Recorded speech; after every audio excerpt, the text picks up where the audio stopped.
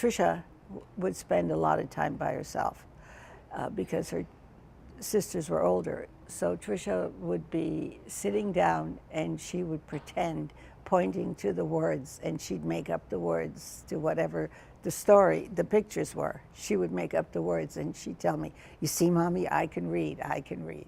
On the planet of Mars, they have clothes just like ours. Reading is really number one. It's really universal, and it's a basic skill that everybody needs to have. And now I fear there is no hope.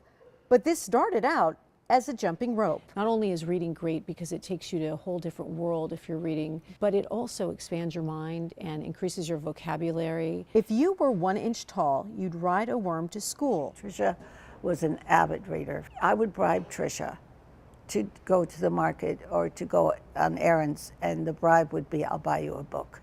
You'd surf across the kitchen sink. When I knew that we were going to Hughes Market where I could get a scratchy book, I was ready to go.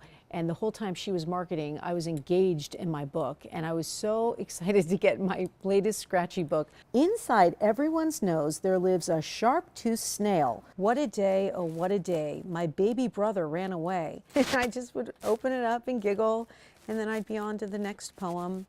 I was so engaged from an early age with books. The pictures and the text just took me to a whole other world that I loved. And wear a thimble on your head if you were 1 inch tall. Stuff like that just, I always thought was so funny.